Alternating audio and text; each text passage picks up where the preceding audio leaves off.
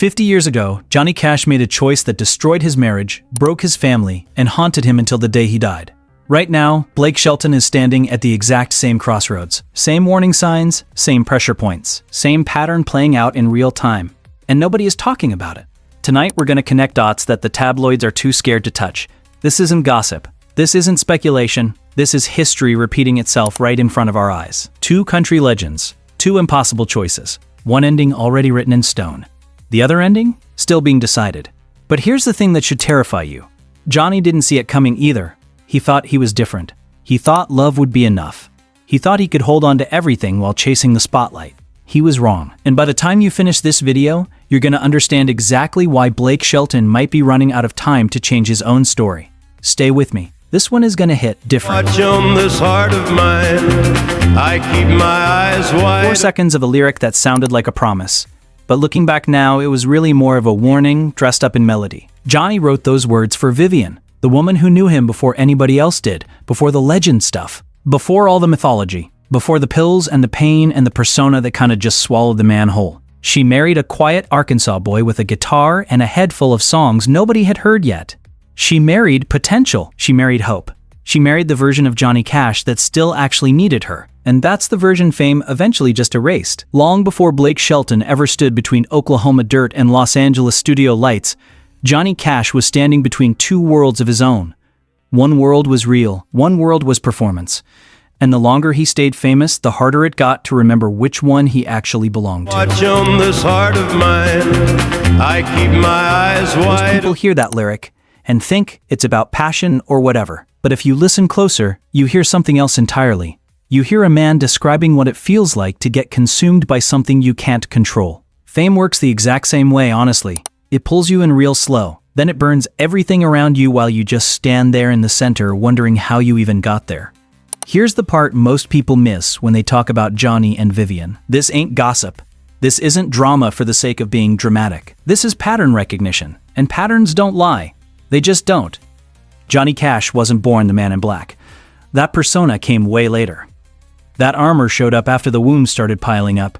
In the beginning, he was just some kid who believed music could change his life. And it did. Just not the way he thought it would. The early years looked like a straight-up dream. Records climbing charts, radio interviews stacking up left and right, tours selling out across the whole country, a rising country star building a legacy one song at a time. Vivian watched it happen, and she was proud. She believed in him before anyone else even gave him a chance. She waited for him during his military years. She wrote him letters filled with love and longing and all that stuff, and when he finally made it, she thought they had made it together. That's the thing, though. But fame doesn't just upgrade your lifestyle, it upgrades your whole identity. And identity shifts don't really announce themselves. They creep in quiet while everyone's distracted by the success happening on the surface. Before she called him up.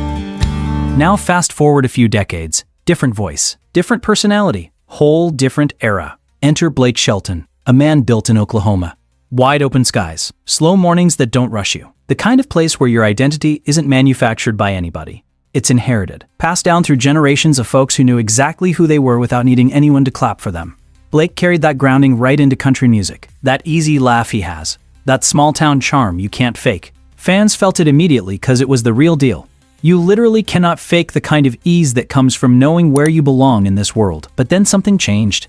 Television happened. Primetime happened. Studio lights in Los Angeles happened. Suddenly Blake wasn't just some country star anymore. He was a national personality, a mainstream presence, a regular face showing up in Hollywood's whole ecosystem.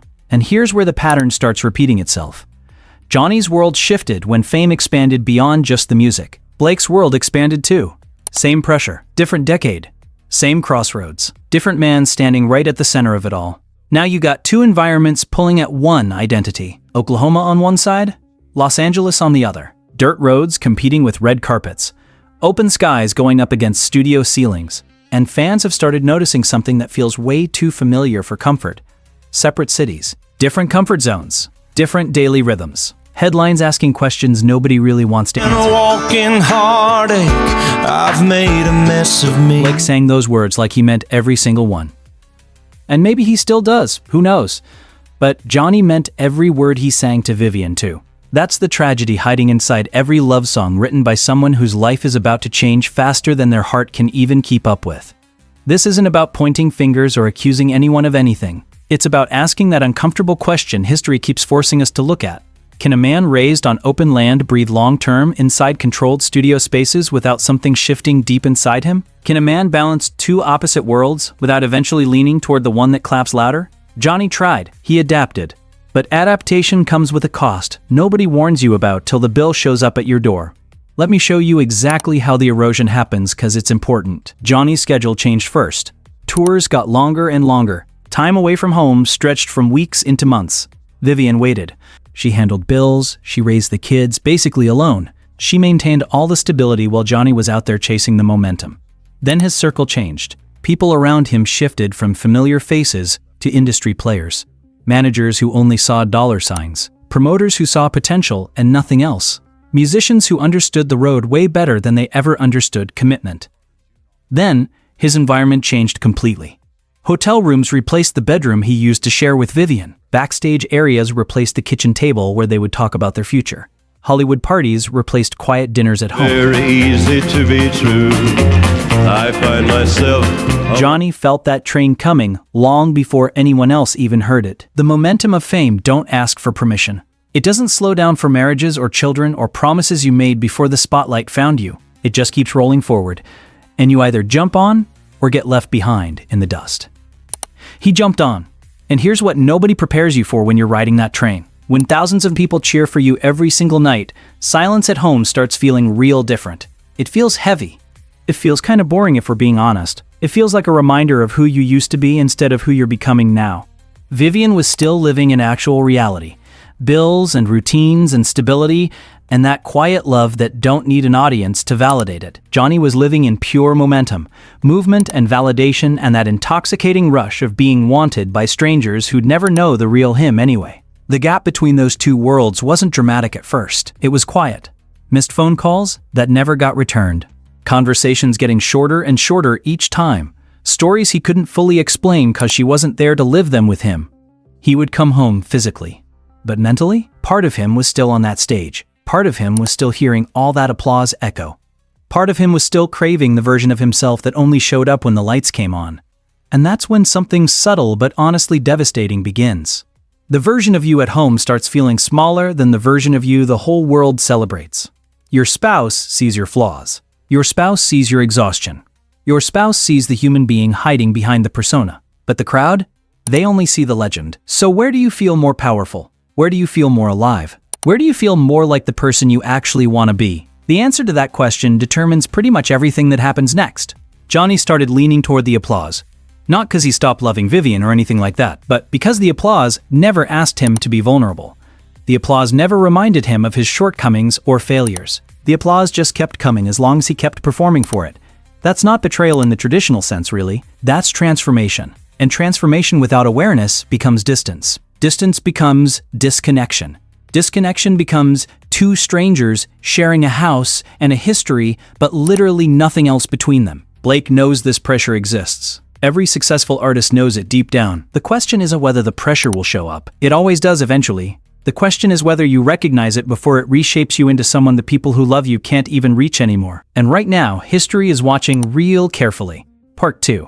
Vivian Liberto didn't lose Johnny Cash to another woman at first. She lost him to a version of himself that only existed under those stage lights. And that's honestly impossible to compete with when you think about it. You can't argue with applause. You can't reason with validation that's coming from 10,000 strangers every single night. You can't convince someone that quiet love matters more than loud celebration when their whole identity has become dependent on all that noise. By the time June Carter came into the picture, the marriage was already cracked pretty bad. The foundation had been eroding for years at that point. Tour after tour. Expectation after expectation. Temptation layered on top of exhaustion, layered on top of pills that made all the chaos feel somehow manageable. Johnny wasn't some villain in this story. He was just a man who outgrew his own life without even realizing he was leaving pieces of himself behind. Pieces that belonged to Vivian. Pieces that belonged to his kids. Pieces the world would never see because the world only wanted the man in black anyway. Those words came decades later, an old man looking back at all the wreckage and finally just telling the truth about it. The fame didn't save him. The applause didn't heal nothing. The legend didn't protect him from the loneliness waiting after every show ended and all the lights went dark. Now look at Blake Shelton for a second. Different man, different marriage. Completely different circumstances, honestly. But pressure operates the same exact way across generations. It don't care about your intentions. It don't care about your love or how real it feels. It only cares about what you actually do when the environments start pulling you in opposite directions. Blake built his whole identity on simplicity, humor and humility, and that Oklahoma authenticity you can't manufacture. But mainstream fame reshapes expectations whether you want it to or not. The rooms change around you. The conversations change. The people you spend time with change. The whole lifestyle shifts. And even if love stays strong, environments don't always blend easy. That's just reality. Los Angeles don't move like Oklahoma does. Hollywood don't breathe like a farm breathes. The more time you spend in one world, the less natural the other world starts to feel, and that tension doesn't just explode overnight or nothing. It whispers. It builds real slow. It waits for that moment when exhaustion meets opportunity meets distance. Cause it's something that I gotta do. Blake sang those words with so much conviction, and I genuinely believe he meant them completely. But here's the thing about conviction. Conviction in a recording studio is way different from conviction at midnight when you haven't been home in 3 weeks. And the applause is still ringing in your ears, and somebody nearby keeps telling you how amazing you are. Johnny meant every promise he made to Vivian, too. On the day he married her, he truly believed they would last forever. He believed love was enough to carry them through anything. He believed he could hold on to who he was while becoming someone the whole world wanted to celebrate. He was wrong, though, not because he was weak or a bad person, but because he completely underestimated how powerful that transformation would be. Fame don't just add to your life, it multiplies everything that's already there. If there's strength in your foundation, fame will test every bit of it. If there's distance in your marriage already, fame will widen it. If there's confusion about your identity, fame will amplify it until you literally cannot ignore it anymore. Johnny became larger than life to total strangers, and smaller at home to the people who actually knew him for real. That's the sentence that hurts the most, because it reveals something nobody really wants to admit out loud. Success should feel like winning, right? But sometimes it feels more like trading. Trading privacy for visibility. Trading simplicity for access. Trading stability for expansion. Trading the person who loved you first for the crowd that loves you loudest now. Johnny made all those trades without understanding what it would cost him long term. And by the time he figured out what he lost, Vivian was gone. The kids had grown up without really knowing their dad. The marriage that was supposed to be his foundation had just crumbled into legal papers and a whole lot of Through and I need you. The confession wrapped up in metaphor. The loneliness fame can't fill, no matter how hard you try. The emptiness applause can't touch. Johnny wrote about it because he actually lived it, and living it almost destroyed him completely. Now I need you to understand something real important here. This ain't some prediction about Blake Shelton's future. This isn't gossip dressed up as deep analysis. This is just recognition of a pattern that keeps repeating itself across decades of celebrity marriages. And patterns demand your attention, cause ignoring them don't make them go away. Blake is standing at a crossroads right now, whether he sees it clearly or not. Oklahoma on one side pulling him back toward the roots that made him who he is. Los Angeles on the other side offering opportunities that keep his mainstream relevance alive. Both worlds are real. Both worlds matter to him. But both worlds need different versions of the same man. And here's the question nobody seems to want to ask out loud. Which version feels more like home these days? Which version gets more of his energy? Which version is growing while the other version just kind of waits around? Johnny's answer to those questions became pretty obvious over time. He leaned toward the world that celebrated him publicly, and the world that loved him privately just slowly faded into the background noise. The worst part about all of it is that it didn't happen in some dramatic way. There wasn't one single moment where Johnny consciously chose fame over his family. It was gradual, incremental, 1,000 small decisions that added up to a complete transformation. A missed birthday here, a shortened phone call there, a tour extension that seemed necessary at the time, a party that went longer than it probably should have. Each decision felt small in the moment, but small decisions compound over time, and compounded distance eventually becomes impossible to bridge no matter how hard you try. Back at me. Now hold on, 'cause I ain't done. Blake sang about his greatest memory being tied to love. And that kind of awareness is honestly promising to see. It shows he gets what really matters at the end of the day. But understanding something and actually protecting it are two totally different things. Johnny understood too. He just couldn't protect it while feeding the machine that kept demanding more and more of his time and attention. Now imagine standing between two completely different worlds every single day of your life. One world moves real slow. One world literally never stops moving. One world knows your actual name. One world only knows your stage name. One world asks you to just be present. One world asks you to perform constantly. Where do you feel most like yourself? Where do you actually exhale fully? Where do you feel seen and genuinely understood instead of just applauded and admired from a distance? Those questions ain't dramatic or nothing. They're actually dangerous, because the answers shape marriages way more than any headline ever will. The answers determine whether you drift toward comfort or stay committed, whether you prioritize peace or chase excitement, whether you protect your foundation or just let it crack while you run after something shinier. Johnny didn't protect his foundation. He didn't even realize it was cracking until the damage was way too far gone to fix. And that's the tragedy that haunts his whole legacy beyond all the music. The man in black conquered stages all over the entire world, but he lost his first love in those quiet moments when nobody was even watching. Vivian deserved so much better than what she got. She deserved the man she actually married, not the legend that slowly replaced him over time. But fame don't honor what you deserve. Fame only honors what you keep feeding it. And Johnny fed it absolutely everything until there was nothing left for the woman who believed in him first when nobody else did. No, I ain't good at this stuff, but these feelings piling up won't get. Blake made that promise in a song that millions of people have heard by now. And the beauty of that lyric is really in its simplicity, soft and sweet, strong and steady, no complications, no performance required. Just two people being exactly what the other one needs.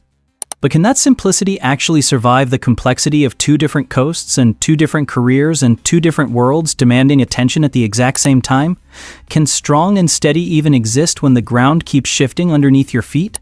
Johnny would tell you the answer, if he could somehow. He would tell you the road takes more than it ever gives back. He would tell you applause fades way faster than you think it will. He would tell you the face waiting at home matters more than every single face in every crowd you'll ever stand in front of. But Johnny ain't here to give that warning himself. His story is all documented now. Analyzed and replayed and studied by people who just want to understand how someone that talented could lose something that important. The answer is simple, but it's honestly devastating to hear. He lost it gradually, quietly, one compromise at a time until all those compromises became his new normal and his old life became just a memory he couldn't find his way back to. Blake isn't Johnny though. I want to be real clear about that. Different man, different era. Different relationship, different circumstances altogether, but pressure don't change across generations. It just puts on different clothes. And the pressure Blake is dealing with right now looks uncomfortable, similar to the pressure Johnny was facing 50 years ago. Two environments, two identities, two worlds that just don't naturally blend together. Something always gives when you stretch yourself across opposite extremes like that. Sometimes it's your career that suffers. Sometimes it's your location that has to change. Sometimes it's the relationship that was supposed to be your foundation. History don't copy itself exactly, but it definitely leaves breadcrumbs behind. And if you look careful at Johnny's story, you can spot the warning signs before the ending ever wrote itself. The applause, the expansion, the split environments, the quiet distance that grows louder every single day. Sometimes the past don't shout warnings at you, it just whispers them real soft. And the whisper usually sounds something like this: who are you when the lights turn off? Because that's the version that has to come home at the end of the night. That's the version that has to look someone in the eyes and be fully there with them. That's the version that can't hide behind some persona or a stage name or a crowd of strangers chanting your name. Johnny learned that lesson way too late for it to matter. Blake still has time to write himself a different ending though. The question is just whether he's paying attention to the pattern before it goes and repeats itself one more time.